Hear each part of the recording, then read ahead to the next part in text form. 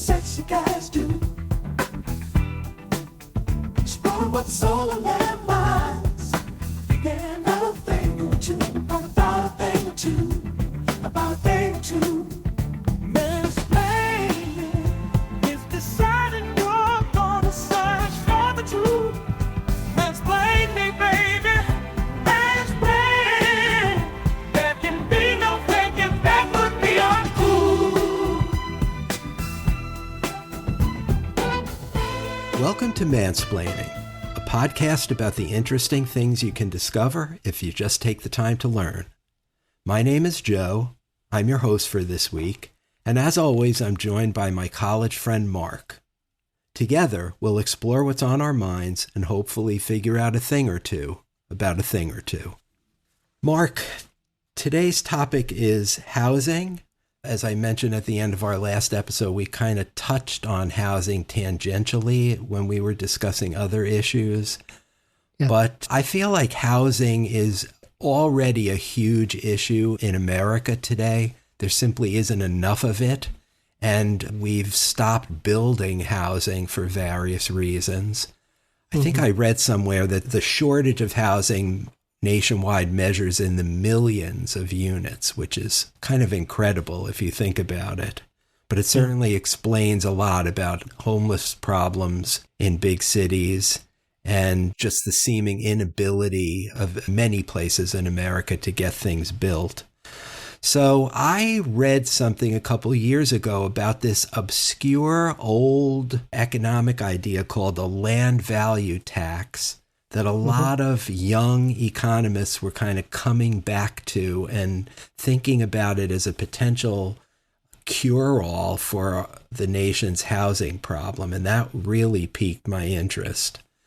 So I asked you to look into that and answer the following question: whether the land value tax is this hidden key to solving our housing crisis.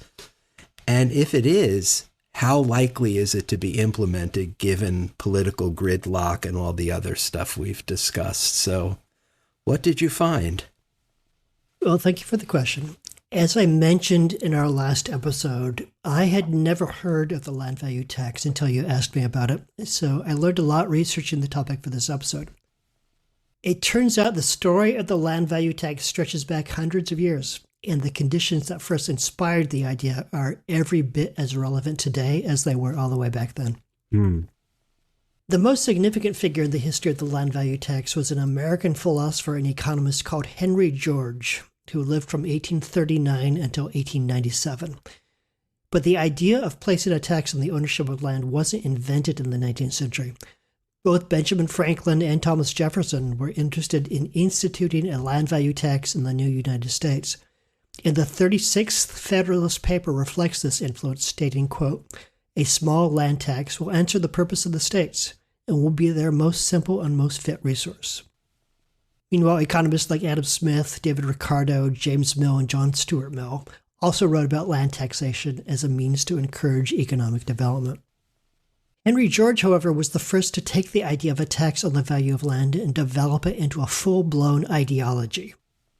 George had experienced poverty himself, and for the rest of his life, he was interested in the ways in which both wealth and poverty can grow side by side within the same society. In the mid-19th century, America was experiencing rapid industrial progress, but boom times were offset by economic depressions, and poverty was a persistent problem.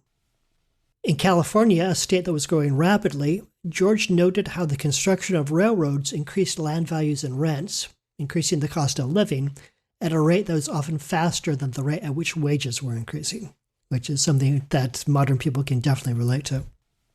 George's conclusion from this was that the ownership of land is the single greatest cause of wealth inequality because ordinary people and company owners need land to live on or conduct their business, and all that rent flows to the landowners.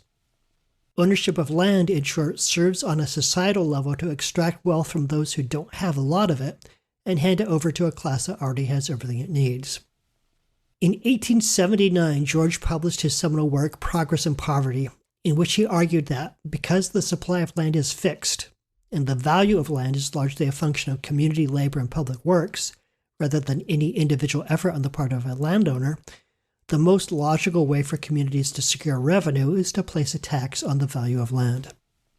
And he believed that was a great injustice that land speculators were able to buy up large tracts of land, and land is a natural resource like air, water, and sunlight, and do absolutely nothing to improve the land while they waited for someone to come along and buy it from them at a handsome profit. Yes. And if I could just add, that condition still exists today. In fact, the article I read about the land value tax that made me ask you this question in the first place focuses on the city of Detroit, which is full of a bunch of abandoned lots purchased by speculators that nobody's developing, and the mayor is extremely frustrated about that. Right. And George felt that this form of speculation is basically parasitic. It extracts wealth from society without giving anything back other than that which was already there from the very beginning. And often it's the case that their land became more valuable because of investments that other people made, such as building roads or developing nearby properties. Yes. Meanwhile, those people who did develop the land, building housing or developing a business, might end up paying heavy taxes, even though they were the ones contributing value to society, while the land speculators did little or nothing.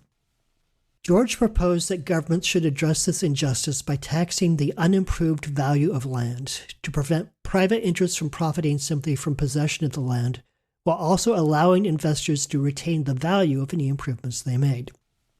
That is to say, the land value tax is a tax solely on the value of the land in and of itself, without considering any subsequent development. If you're the owner of a parcel of land, it wouldn't matter whether you used that land to build a skyscraper, a casino, a factory, or nothing at all. The amount of tax you paid would not change. And George argued that this wasn't simply a more just form of taxation. He believed it could be the only tax a society would ever need to assess. So how's that for a progressive ideal of taxation? A scenario in which the only people paying tax are landowners. That certainly would have simplified my tax return this year. Yeah, well, I'm not sure how I feel about it being the only tax, but I certainly hear what you're saying about it being a just tax. When you compare the land value tax, which seems to encourage building, right? Because you're not going to be charged any extra tax based on the improvements you put on the land, versus what we have now, which is the property tax, which discourages building by taxing all the improvements. In a vacuum, it seems like the land value tax is exceedingly better than what we've got now. Right, yeah. And you're anticipating the very next point I was going to make. Because while there was definitely a punitive element of the land value tax, George wanted to punish land speculators who buy up property and just sit on it. There's also, as you point out, a second element to the theory. Since a land value tax does not tax development of a property, it serves to encourage development, since building something that will make you money is going to be your best way of offsetting the tax that you're paying on your land. Right. Under a land value tax, the last thing you want to do is own a vacant lot. If you can't or won't develop your property, there will be strong incentive to sell it to someone who will. After publication, Progress and Poverty became immensely popular, selling 3 million copies. And George became a prominent figure in American reform movements of the late 19th century. In 1886, he ran for mayor of New York City, running on a platform that included land value taxation, and came in second, beating Teddy Roosevelt, who came in third. Towards the end of the 19th century, an economic philosophy known as Georgism sprang up, advocating for capturing the economic value of land for public benefit. Over the next several decades, there were various attempts to put into practice some version of a land value tax. In 1898, Hyattsville, Maryland became the first city in the United States to enact land value taxation, though it faced immediate legal challenges. And also in 1898, a German colony in China called Kiachao implemented a tax on land value increments.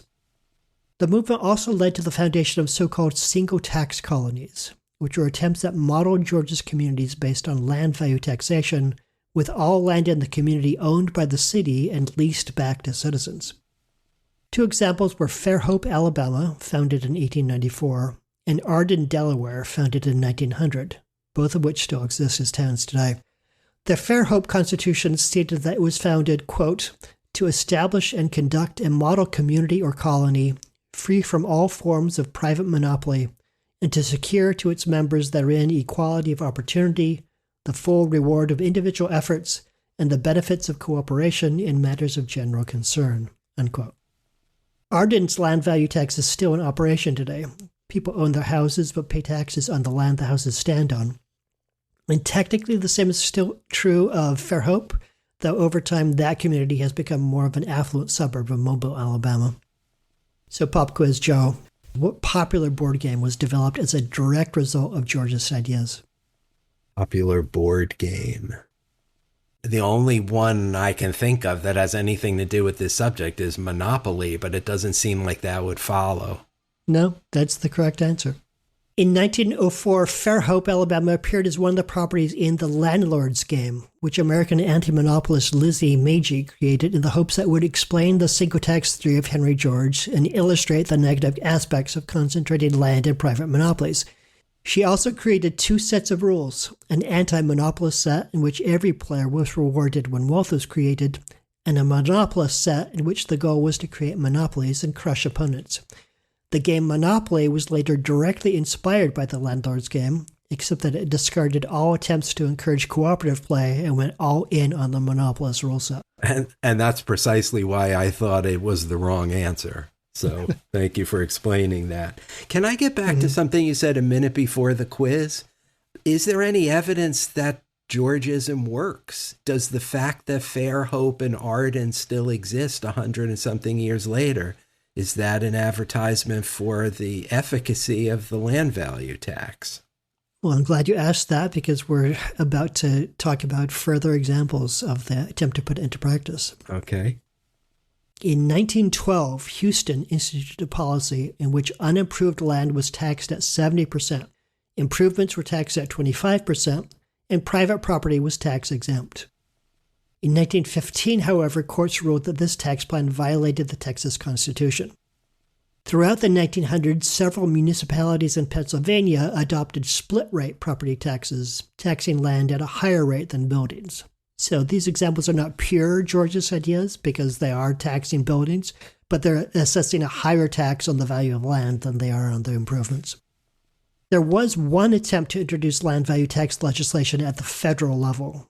H.R. 6026, introduced in 1935 by Congressman Theodore L. Moritz, a progressive Democrat in Georgia from Pennsylvania. The legislation proposed a 1% national tax on land value exceeding $3,000, but it did not pass. I think it's not a coincidence that that was introduced right in the thick of the New Deal, right? When all these ambitious things were being tried. Yes, exactly. There are better examples of land value taxation within Europe. Henry George's ideas influenced Danish tax reforms in the early 20th century, leading to higher taxes on land compared to improvements, with the aim of encouraging productive land use and reduce speculative holding. Meanwhile, in England, the Liberal government implemented taxes on increases in land value in undeveloped land starting in 1910. Opposition came from wealthy landowners, largely conservatives, and smaller property owners who believed they would bear the burden of the new tax. The implementation faced significant administrative complexity and legal challenges, and the outcome was, unfortunately, a total failure, with taxes costing 4 times as much to administer as was collected in revenue, and eventually the taxes were repealed by 1922. To sum all this up, there's a recurring pattern in the history of attempts to put a land value tax into practice. The original impetus is the problem of poverty and inequality, and the idea that this is a tax specifically designed to address that problem. Support for the idea comes from progressive forces, and opposition tends to come from landowners, plus anyone else opposed to any form of taxation on principle. And it's not hard to see that the conditions that first inspired ideas of a land value tax still persist in the world today. We are still living in a world where vast wealth exists side by side with extreme poverty. If anything, inequality is a bigger problem today than it was in the mid-19th century. So you asked whether a land value tax could be the key to solving today's housing crisis. The answer is a definite maybe. Such a tax could certainly be one component of a comprehensive solution to the crisis. Proponents of a land value tax argue that it would increase housing supply in 4 primary ways. By incentivizing development, since undeveloped or underdeveloped land would be more costly to hold, by discouraging land speculation, which would bring more land into development, by directly increasing housing supply, since presumably some of this new development would be housing units, and by encouraging denser, more efficient land use in urban areas, which would reduce urban sprawl and make better use of existing infrastructure. However, a land value tax on its own would not necessarily fix what's wrong with our housing supply. There would need to be complementary zoning regulations and permitting processes to allow for increased density, a variety of housing types, and lower construction cost. And it's worth noting that the land value tax would not necessarily reduce the cost of housing, even if supply went up. Reportedly, there are residential towers here in Seattle with a 30% occupancy rate, full of luxury condominiums that nobody lives in. If a land value tax encourages development, but developers only build high-cost units, that won't do much for housing affordability, especially if they're bought up by speculators or people looking to park their money offshore. In addition to the land value tax, legislators would have to think hard about how to incentivize developers to build the things that benefit society rather than simply building things that would increase their profits. I bought up all the empty lots in this growing little town, just waiting for the price to rise while folks keep looking down on my brilliant business plan. Can't they see I'm shrewd and wise? I'm just holding out for profit as the housing prices rise. Oh, the speculators' blues got me feeling so confused. Just trying to make my fortune while the public gets abused. Is it wrong to want more money? Is it wrong to bide my time? This land value tax they're proposing ought to be a federal crime. And then there's the problem of assessing the unimproved value of land, which can be a very complex problem. Let's consider a hypothetical piece of land in the middle of town with an office building on it. The land value tax does not concern the value of the building. It is simply a tax on the value of the land itself. But how do you rationally and objectively separate the value of the land from the value of what the owner has done with it? One approach is to take the total value of the land in the building and subtract the depreciated value of the improvements that have been made to the land, while an alternate approach is to estimate the land value based on the potential value of the land if it were developed to its highest and best use, minus the cost of those improvements. Both these methods, though, rely on numerous assumptions and estimations, which can lead to inaccuracies and accusations of bias and unfairness. And as a general rule, where the land value tax has gone, lawsuits have followed.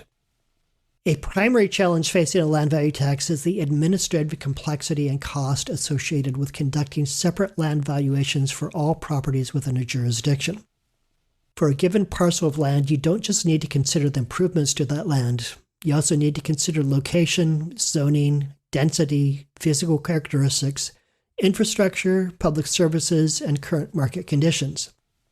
Any new land value tax would need to figure out how to do this efficiently, otherwise suffer the same fate as that British tax in the early 20th century, which was so expensive to administer that it proved counterproductive.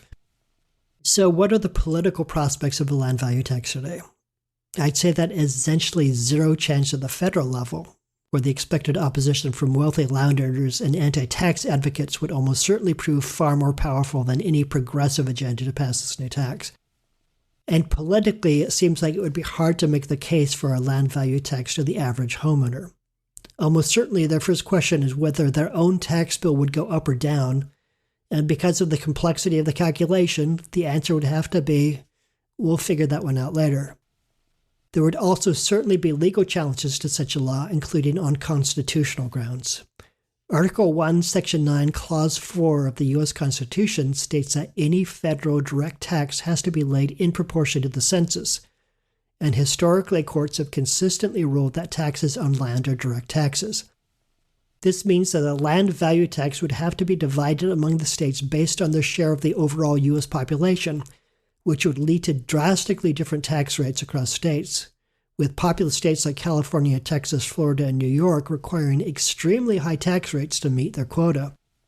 It wasn't until the 16th Amendment was passed that it was legal for the federal government to assess a non-apportioned income tax. and a federal land value tax would likely require an amendment as well. Individual states, however, are not bound by the federal apportionment rule, so the prospects of a land value tax on the state or local level are considerably better.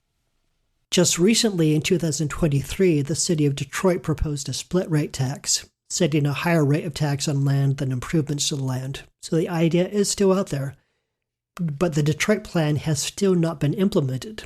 So it's also true that a land value tax is a difficult proposition to pass, let alone administer. So to sum up, is a land value tax a solution to our housing crisis? All signs point probably to no. However, this is an idea that has often been down but is never completely out. So maybe someday.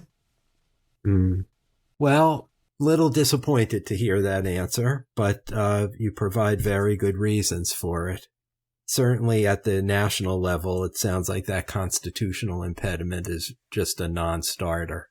Yeah, barring an amendment. And as we've already covered on this podcast, amendments are basically impossible these days. Yes, as we talked about with ERA, but I don't think you could get the Congress to pass a resolution that the sky is blue, without it being politicized and 50-50 vote. Yeah. So that's a non-starter.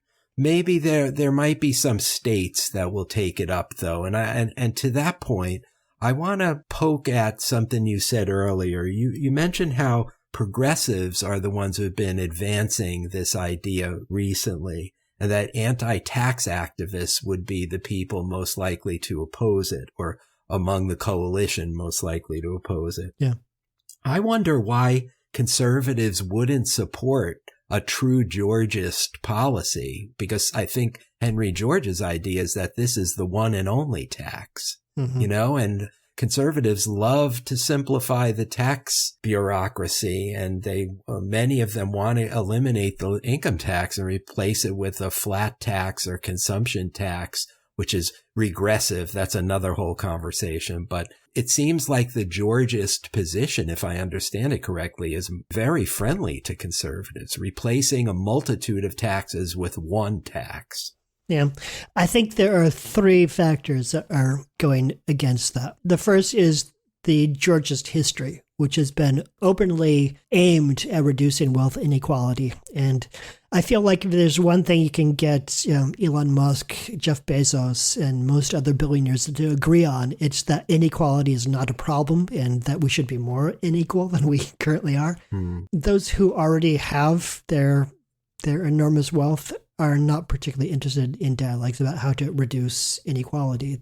The second factor, I think, is simple self-interest. If you are a Republican in the suburbs, you own a house probably on a pretty valuable tract of land. And so there would be some concern that you'd see a significant tax bill for occupying that land, particularly if you got some ranch in Texas or Colorado with acre after acre solely for the purpose of having some cattle out there because you think it's romantic.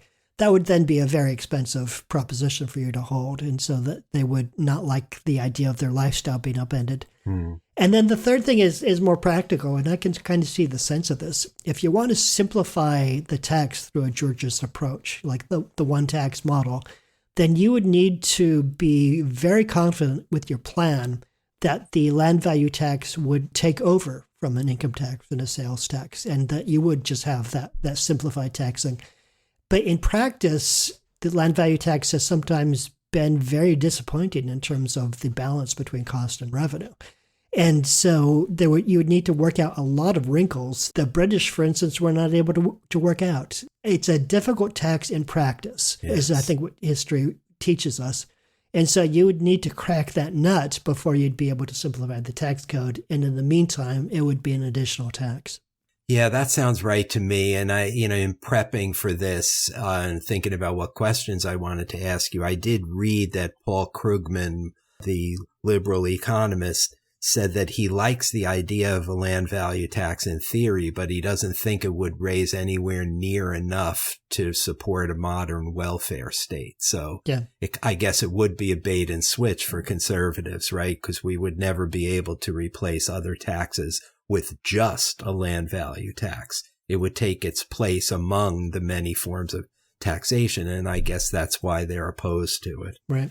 Okay, so moving on, when you were talking about the difficulty of assessing a fair tax rate for land that has building on it, right? And how complicated that is based on land valuation and all. Yeah. I jotted down something. My thought is that kind of misses the point of the value of the land value tax, that it's really not about the lot that has the building on it, right? It's about the vacant lot next to the one with the building on it. Mm-hmm. That's the argument for the land value tax, that there are these speculators who buy up land, often in distressed parts of town or distressed cities, and they just sit and sit. They don't do a damn thing with it. They don't improve anything. They just wait for an economic revival, and then they cash in their stake and make a killing. Right. And they're providing no value. And the land value tax basically says, we're not going to deal with that kind of crap anymore. You're going to have to pay for this unimproved land. And in fact, if we peg it just right, it'll provide such a disincentive for you to just buy and hold that you will end up improving that property and making it useful to the community. Mm-hmm. No, I totally get where you're coming from. I personally would be wide open to supporting a tax on vacant lots, because certainly there are properties here in Seattle within my old neighborhood, which was next to a lake that was right off of downtown, which objectively are high value tracts of land. And yet we were there for 15 years and they were vacant the entire time we were there. So someone owns that and they're just sitting on it and they're doing nothing. There's razor wire and a bunch of trash, and it's a net negative on the community. That's the sort of thing that I would love to see taxed to the point where whoever owns it is forced to do something with it, either develop it or sell it to someone who will. Right. So if someone were to come up with modified Georgism where we're just going to tax the hell out of vacant lots, I would vote for that personally.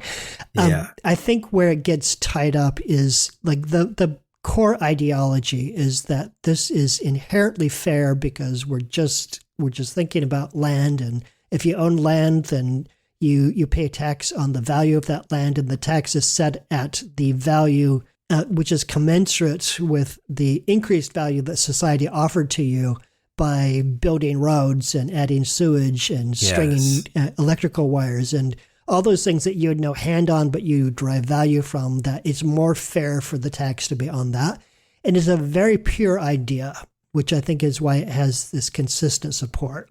In practice, it gets bogged down in details. Right. I don't know. Maybe we should pivot from the land value tax to the empty lot tax. Maybe that's the way forward. Yeah, because the mayor of Detroit said repeatedly in that New York Times article I read that inspired this topic, blight is rewarded and building is punished. Mm-hmm. I mean, that's just an untenable situation, especially in cities that don't have enough housing density, Right. So I thought maybe the land value tax would be a good way to address blight, caused by land speculation. And I guess your answer is maybe it is, but it would be bogged down by so many ancillary problems that it's probably not realistic, right? Or just one part of a larger plan. Yeah, and I think it's probably an everything strategy to address housing in this country. And this is one tool in the toolbox, right? And the New York Times Magazine this past weekend it devotes the entire issue to housing. And the cover story is about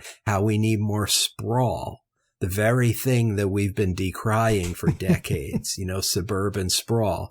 But because the suburbs and exurbs are the places where there's no development and we desperately need housing so much, we need to reconsider even that, just taking empty farmland or stuff that's been not used for decades and developing on that. So it's probably every tool in the toolkit approach is what I'm trying to say. No, I think you're right. Land value tax would be, like you say, a tool in the box, but not the only thing, not the single tax that's going to solve everything. At least I don't believe. Right. There's one other thing I want to mention to you, and it's kind of relevant to the topic here, and that is I tell you a little story, Mark. In 1966, my father and my uncle both purchased little plots of land, 5 acres or 10 acres, in Atlantic City, New Jersey, just undeveloped land with grass and trees on it. And the reason they did it is because they'd heard these persistent rumors about how this blighted former beachside gem, Atlantic City, with a great boardwalk, was going to be revitalized soon because of casino gambling. And they decided to buy some land in Atlantic City in advance of this. And sure enough, 5, 6, 7 years later, sometime in the early 70s, casino gambling became legal in New Jersey, or at least in Atlantic City, and the casinos went up. And my father and my uncle must have felt great about that. I was only a little boy at the time, so I didn't get a chance to check them out on that. But I heard this story many years later. They felt great about the fact that they had land in Atlantic City, but it was sadly too far away from the waterfront and where the casinos went up for it to really matter. And Atlantic City remained a very crime-ridden, urban blight type of city, largely because of all those parcels of land that had been purchased and not developed. So at the time, my father may have thought of himself as a genius, but 50 years later, after he died, we sold the land, and I don't think we even got as much as we paid for it 50 years before, to just give you a sense of what an epic fail that was. Yeah. And just the PS to this is, since we're speaking about the land value tax, my father was the very land speculator that I feel so angry about today, He's one of the reasons Atlantic City didn't become great, because there were so many people like him who just bought land and sat around waiting for magic to happen. So that's kind of a funny little postscript to this episode, wouldn't you say? Yes, yeah. A couple of years ago, Sonia and I spent Christmas in a town here in Washington called Port Townsend, which was a story of land speculation gone awry, which is that they had heard through the grapevine that the railroad was going to come through town. And so all this money poured into turning Port Townsend into this jewel of the Northwest. And then the railroad changed its mind and only went as far as Seattle and Tacoma. And so the city just fell into total blight. And it's actually kind of a fascinating city to visit now, because there was all this development at the end of the 19th century, and then all the money went out of town and nobody could build anything. And so it's almost like preserved in time with this waterfront downtown area with this 19th century era skyline. It's fascinating to walk through, but it's entirely because land speculators thought that they had a sure thing, and they turned out to be wrong, and all the money went away, and the city collapsed as a result of it. Yeah, well, that's as much the story of America as any other stories we tell ourselves, Mm-hmm. Yeah. Well, thanks. That was an interesting conversation, and though I'm sorry to hear that the prospects of the land value tax are not very promising, maybe if we do seriously attack the housing crisis on a bipartisan basis in this country, perhaps the land value tax could be one of the things we implement situationally. Yeah, and let's dream of the day in which that we actually have bipartisan issues in this country again, instead of the refusal ever to work with the other side. All right, I'm sure you've got a much happier question teed up for me for next time, right? Well, I guess we'll see. So I've been reading here and there about how nuclear power is kind of making a comeback, with many people, including Bill Gates, arguing that climate change is a much bigger danger than the threat of a nuclear meltdown, and some companies turning to nuclear power as a source of the enormous amounts of energy needed to train AI models. I've also heard reports that the science and technology of nuclear power has gotten better since the days of 3 Mile Island, and all this has me wondering, is it now time to give nuclear power a second shot, or would we be courting disaster by investing in a new generation of nuclear power plants? That's a good question, and a timely question, because as we try to solve energy needs going forward, again, it's similar to housing in the sense that we may need every method in the toolbox. And I have heard how nuclear is one of the things that's being reconsidered. So I'll be happy to take a look at that and get back to you. Okay. Well, there you heard it. Mark did indeed give me a happier question, provided we don't have another meltdown, and I will report back on that in just a few weeks. But in the meantime, we hope you enjoyed this episode of Mansplaining. We'll get back to you in a couple of weeks, and until then, that was Mark. I'm Joe. We'll talk to you next time. See you then. Henry George, hammering Hank to his girlfriends. He's the land value tax man, not as sexy as a sax man, but Henry's gorgeous 'cause he'll save you plenty of dough.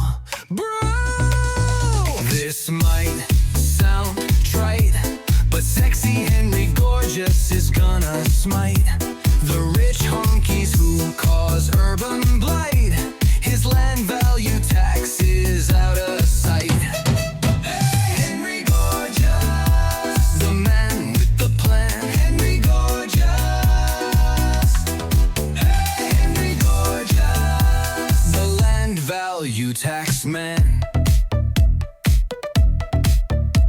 The landlords tremble at his name when Henry walks into the room. Their speculation game is through, their vacant lot profits doom. He's fighting against the idle wealthy class and looking mighty fine.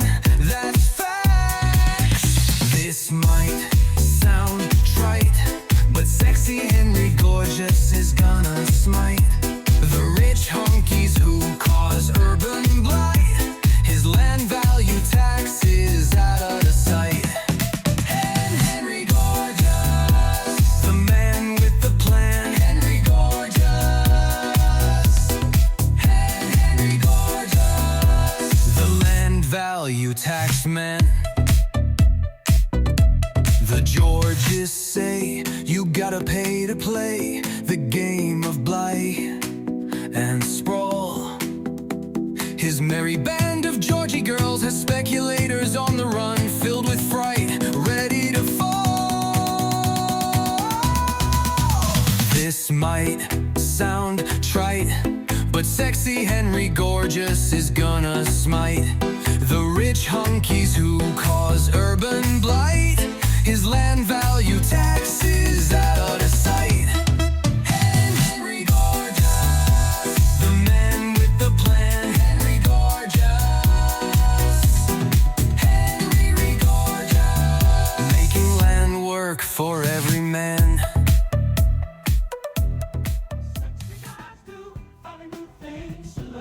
Mansplaining is brought to you by Joe and Mark and nobody else. Music composed and performed by the Mansplaining House Band. Thank you for spending your time with us, and we'll see you next time. Best way is deciding you're gonna search for the truth. Mansplain me, baby. Mansplain. There can be no faking, that would be uncool.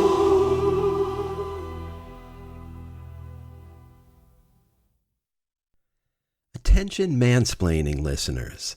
If you want to engage with Mark and me, you have some options. One is to go to our Facebook page, Mansplaining the Podcast, where you can leave a comment or question, check our sources, suggest topics for future episodes, or just like us, because who doesn't want to be liked? You can also reach us through whatever app you use to listen to this podcast by giving us a 5-star rating or writing a review of your favorite episode. Or you can call and leave us a message on our dedicated voicemail box, which is 206-486-4074. And did you know that you can now listen to full episodes of Mansplaining on YouTube and check out our podcast music on Spotify? Yep, it's true. Just type Mansplaining Podcast into the search bar on either platform and you'll find us. It's lonely in podcast land, and we welcome and appreciate any feedback you might want to share. Act now and we'll throw in a set of Ginsu knives. Not really.